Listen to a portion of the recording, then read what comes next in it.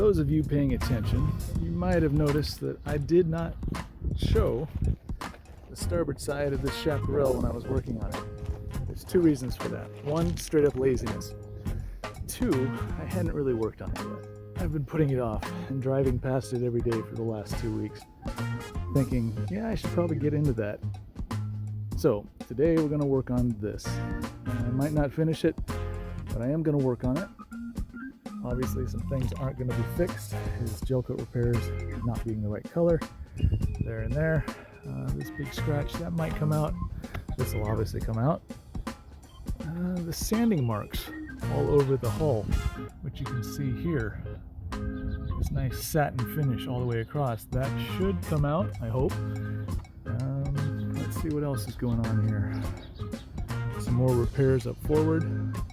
Totally different color of gel coat. The chips and dings, those might not come out, but that's okay. I'm not terribly worried about that. What I am mostly worried about is this finish. It's just gross, and I really didn't want to have to deal with it for very long. It takes me about an hour to do the 3 feet. This boat's 33 feet long, so I've got about 11 hours in this unless I find some fancy way of cutting through the oxidation super fast, which I haven't so far. So, okay, we're gonna begin.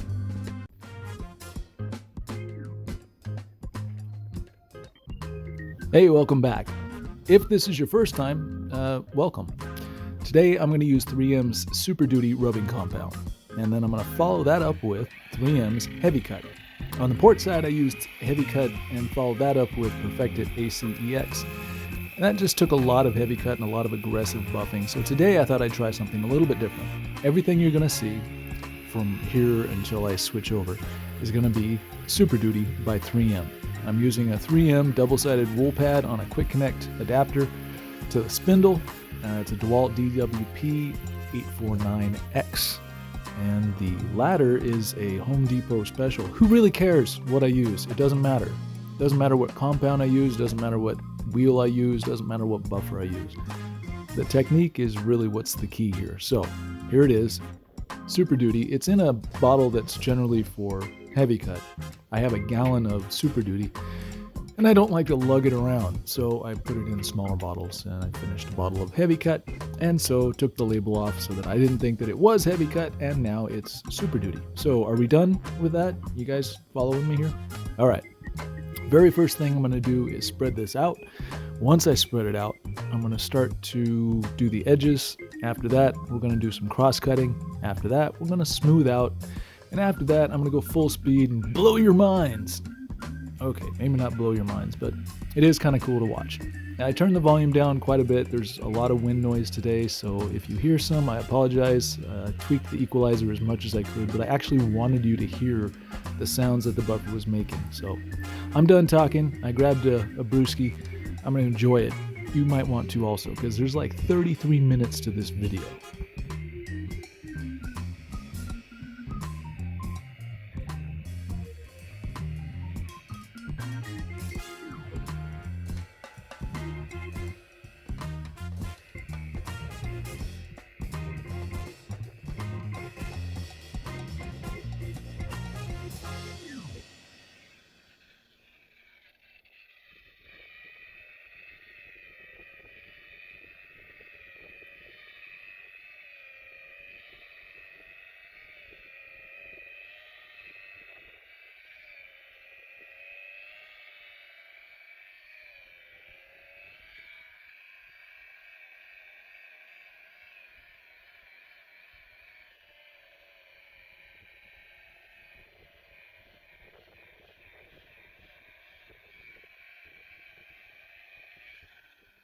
In my opinion, this is one of the places where a lot of detailers fail. You'll see I'm putting in my crosscuts now. Most detailers continue to crosscut the entire time, and they don't really crosscut, they just put their buffer up on an edge, and they work that edge the entire time that the compound's on the surface. What they fail to realize is that once the compound starts to dry out, all you're going to be doing is leaving scratches at a rather aggressive angle in the surface of the boat. So when they finish and they wipe off, they're like, oh, look, all these scratches, I got to get these out with, let me guess, another compound? Forced orbital? a random orbital, some sort of extra cleaner wax, third, fourth, fifth step that 3M says you're supposed to use? No. Once you start seeing the compound start to dry, go ahead and flatten out. You don't need to be aggressive anymore. Let the compound do what it's supposed to do when it's on a spinning wheel. Trust me, it works.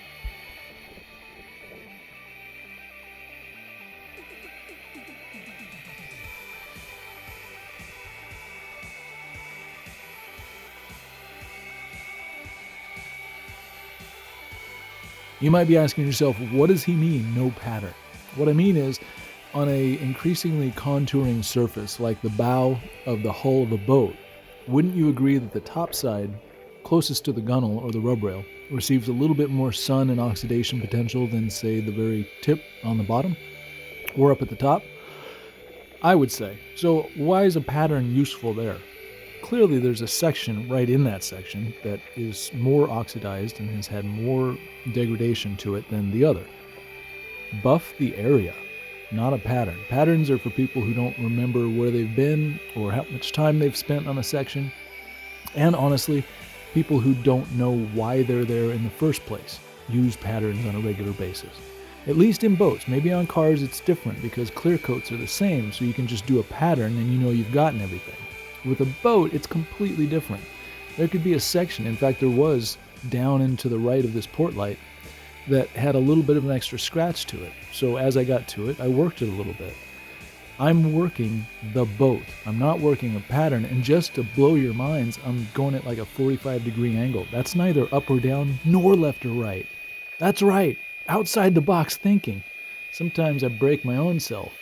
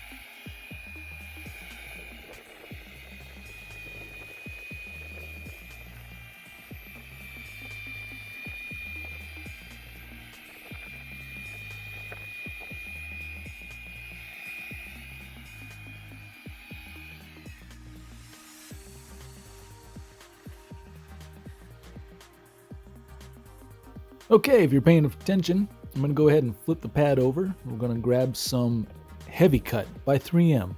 And here it is. There's the bottle of Heavy Cut, and you can tell because I've left the label on it as to not confuse myself. Placing it directly on the buffer wheel itself, I'm going to basically do the exact same thing. I'm going to spread it out. I'm going to hit my edges, do some light cross-cut passes, and then I'm going to start smoothing it out. And then I'm going to speed it up, full speed, and go cray-cray. And we'll see what happens. I'm crossing my fingers and loving this brewski. Man.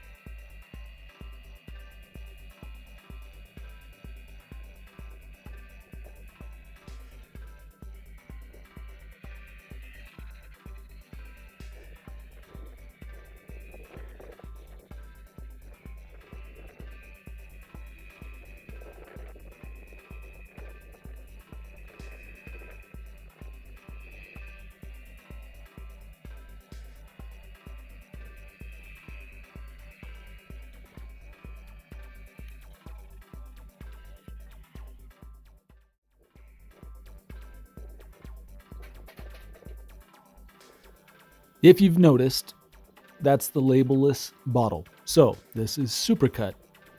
Again, everything's the same. You start with supercut, come back over with the heavy cut. I use the supercut and the heavy cut on the top of this little section, and now I'm doing supercut and then heavy cut on the bottom of this little section. I guess there's my pattern. Start with the super, finish with the heavy.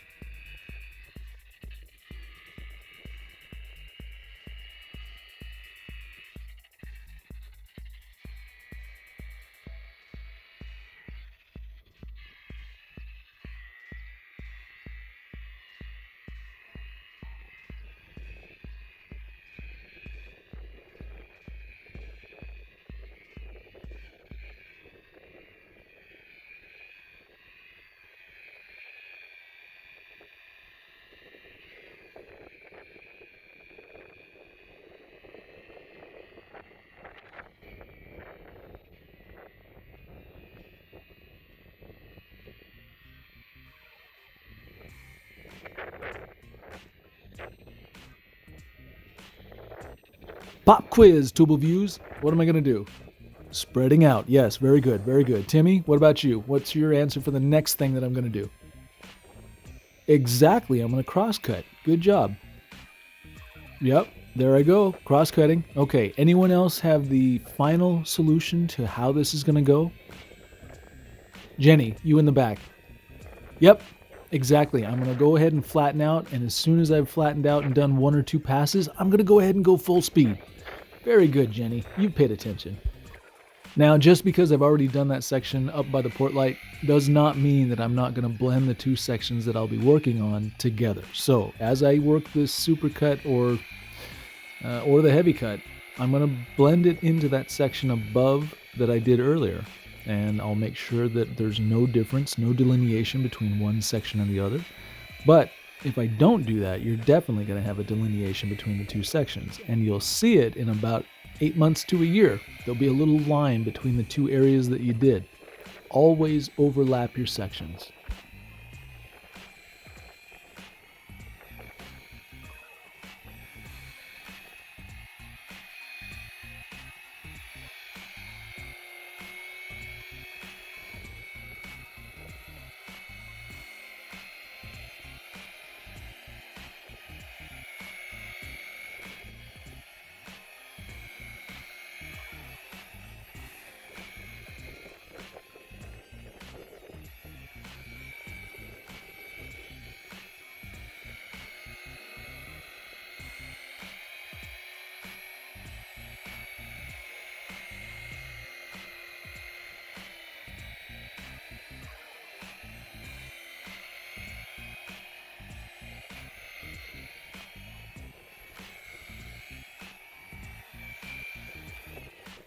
Okay, and now it's time for the heavy cut. Anyone know what we're going to do? Yes, Jenny. Yes, exactly. We're going to flip the pad over, and we're going to go through the exact same process with the heavy cut as we just did with the Super Duty. Thank you, Jenny. Ugh. Can we get somebody else next time?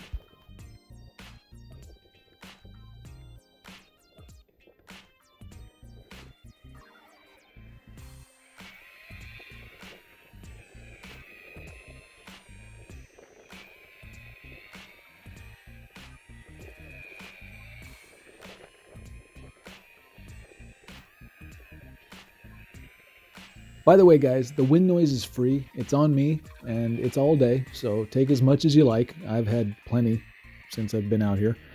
I apologize again, but I did really want you to hear the buffer, so if you don't like it, you can always speed this up or mute it, and then you don't have to listen to it. So, sorry.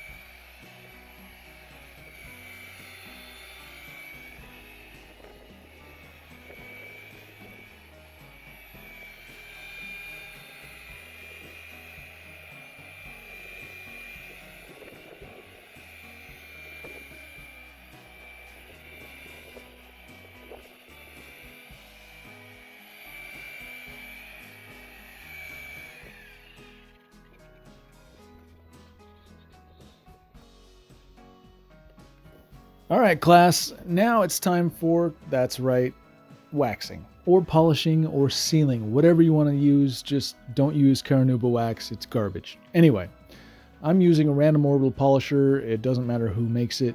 In this particular case, it's a Porter cable, although it's made by DeWalt or Smith, Stanley Black & Decker, actually. They just bought the company a couple of years ago. Anyway, I find it applies the wax in a nice uniform fashion, and it forces it into the pores of the gel coat in a really neat way that saves my wrist and elbow because, again, I'm old and I don't like doing this very much if I can avoid it. So I'm going to work this product into the surface a little bit more than I did on the port side of this boat. The reason for that is because the gel coat is so dry and so faded, at least it was previously, that I assume that it's going to need a little bit more of a saturation from the oils in the wax. So Meguiar's flagship liquid wax is what I'm using. Meguiar's flagship liquid wax is actually made by 3M. They also bought that company. So everything's just a joke. It doesn't really matter what the label says. Use a product that has a polymer base, not a Carnauba base, and on the port side, I applied this with a terry cloth towel and rubbed it on. And in this case, I'm simply going to go over it a couple times with the random orbital just to make sure that I've shoved it into the pores as best as I can. I've kept the surface wet so that things can wick and use capillary action to suck up some of the oil from this product.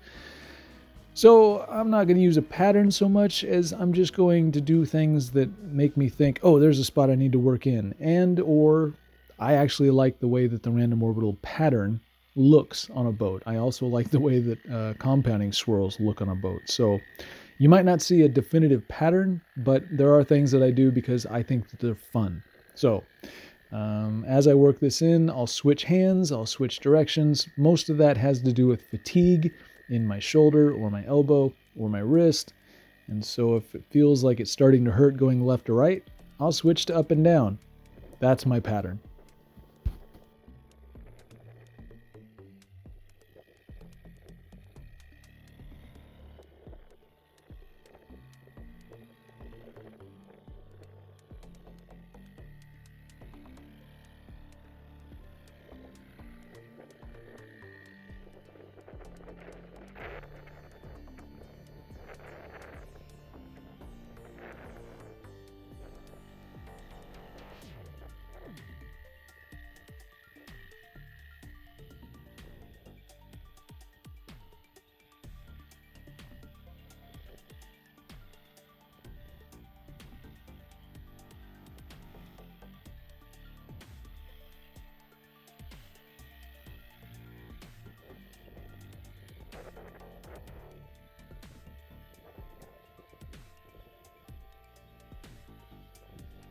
Remember, kids, only do a 2 foot by 2 foot section and never let it dry to a haze or wax in the sun. And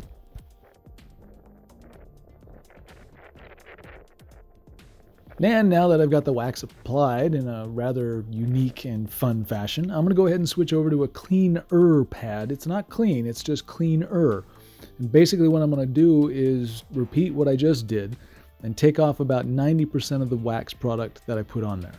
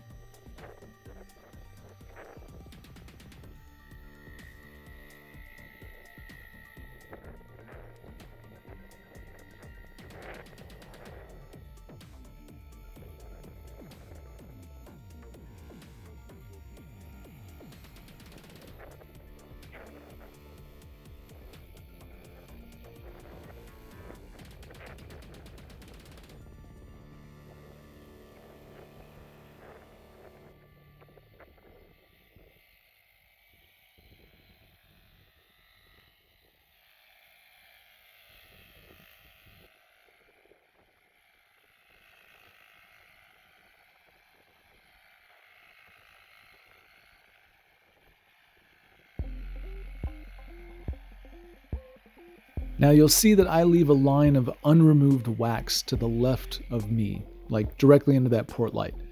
That's not necessarily to show me where I've gone and where I haven't. Only an idiot would be able to not tell where I haven't gone. That line is specifically there so that when I get to that next section to the left of it and I'm compounding it, I compound up to that line and then maybe an inch or two over on my final finishing passes. That's all that line is there for. It's to tell me that this is a section that's already been thoroughly compounded and waxed, and it doesn't need anything else. However, it is the line that you're going to have to blend into. That's why I leave the line. Ah, now a clean pad. Very, very soft, and I'm going very, very slow. Enjoy.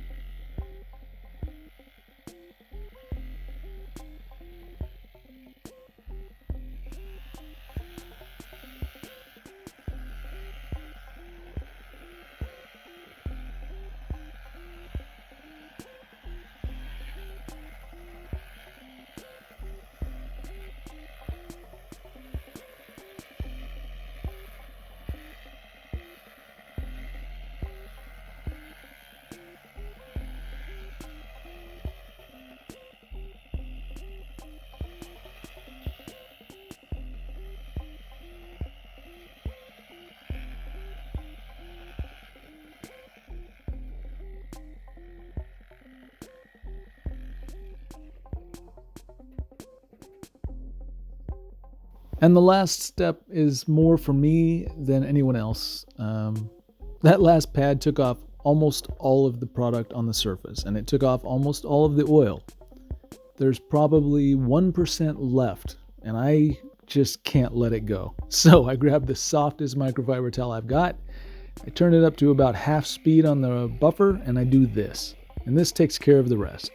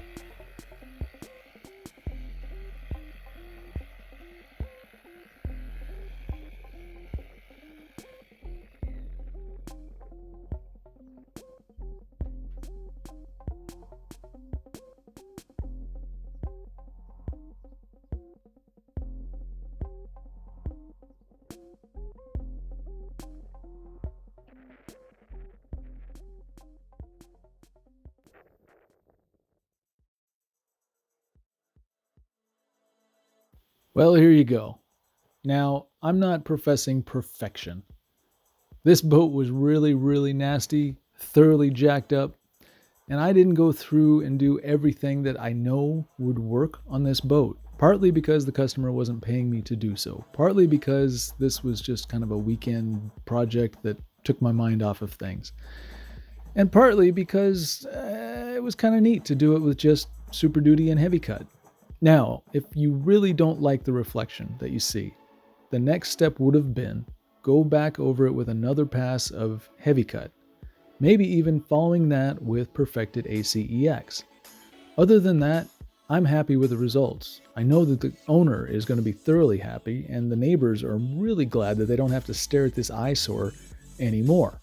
Or at least not quite yet. I haven't finished fully. Anyway, it's my weekend boat. Leave me alone. So, if you look at the finish that there was before, I mean, this is really bad. There are some scratches that were left behind. You might be able to see them in the reflection. My job generally was to make this look like a boat again, and I think I've done that. I could have done a little bit better job. I also could have done a much, much worse job. The other side of this is to motivate you. to get people to look at how bad this boat was and how quickly I was able to bring it back. Now, I'm no giant person. I'm not super strong. I'm not even super smart. And somehow I was able to do this. So I've shown you how. You've seen that it works. Why are you still watching? No, I'm just kidding. Of course you're still watching. There's more video to watch. And you never know. I might say something fascinating and interesting. I probably won't, though. At this point, I'm kind of done. This boat's going to take me another 6-7 hours to finish. And I'm just talking about the hull. If he wants the topside done, he's paying full retail. This thing is a monster and it's taking a lot out of me. But I think you'll agree the technique works. So if you have any questions, hit me up in the comment sections. If you like, try, throwing a thumbs up at me. I don't hate that ever. And if you have any questions, I will try my best to answer them if you leave it in the comment section. Okay, guys, I'm going to go grab another beer. This one's done. You got about 25 seconds before this video is over. I'd like to say thank you for watching, and thanks for, putting up with my BS. And I hope you had a good time. Thanks. Bye.